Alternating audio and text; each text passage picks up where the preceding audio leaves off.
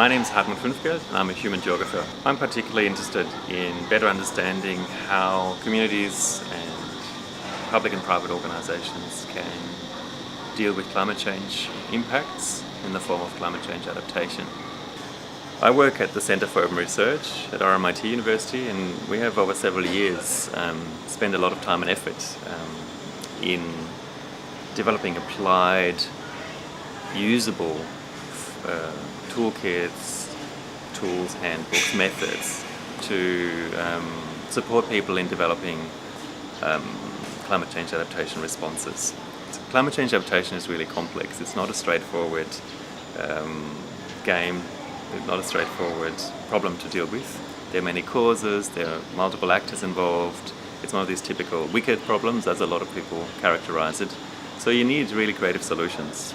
An example of that is that we developed an online toolkit called the Climate Change Adaptation Navigator, which really depicts the adaptation planning process, the framework of how to go about developing an adaptation plan as a geographical landscape. So it looks like a map, like an imaginative map that people can use to navigate their way around this complex area of climate change adaptation.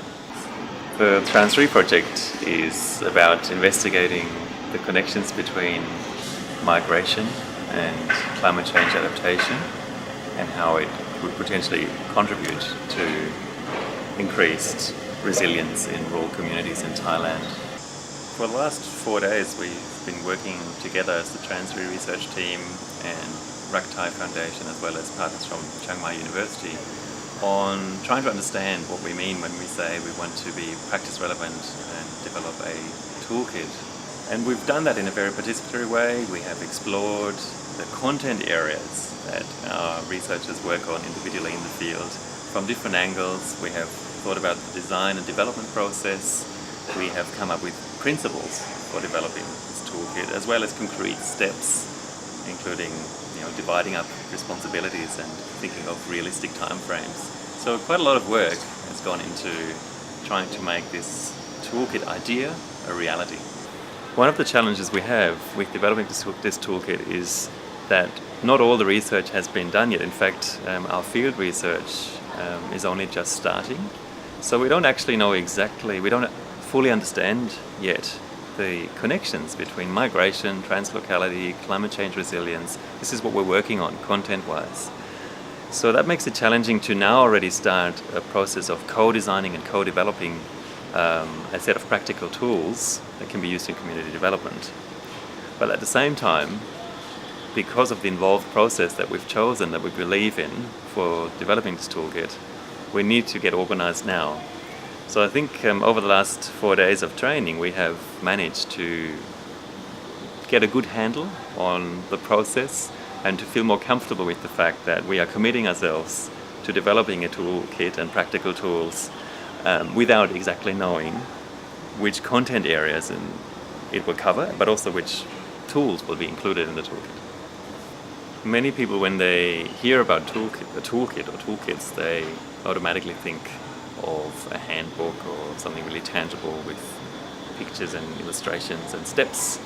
And truly, most of the community development toolkits look like that. But we're really keen to be very open-minded about this idea of a toolkit and explore different ways of delivering relevant practical content and ideas and methods to our target audience, which is local NGOs. For example, we've been pondering the idea of working with web-based tools, but also more interactive, more playful ways of presenting some of the content, whether it's in a book format or in some other format. So at this stage, we remain quite open to doing things a bit differently, but of course we also have to think about what makes most sense.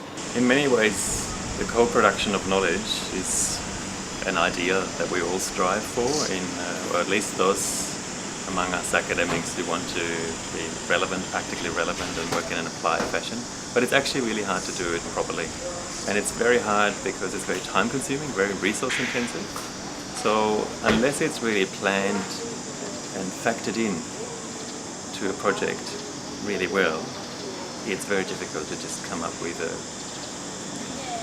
useful and sensible co-production process. I feel in the TransRe project we're doing that, and it has been factored in a really fantastic way, in a way that allows us to dedicate some resources to it, as well as really working with the Raks Thai Foundation and other NGOs as true partners. Right now we're at the Raks Thai Foundation office, and this is where most of the work, the office-based work, takes place, and we have developed a fantastic relationship with them, and we hope to extend that to other NGOs as well. And I think that's a fundamental ingredient for successful co-production processes or co-design processes.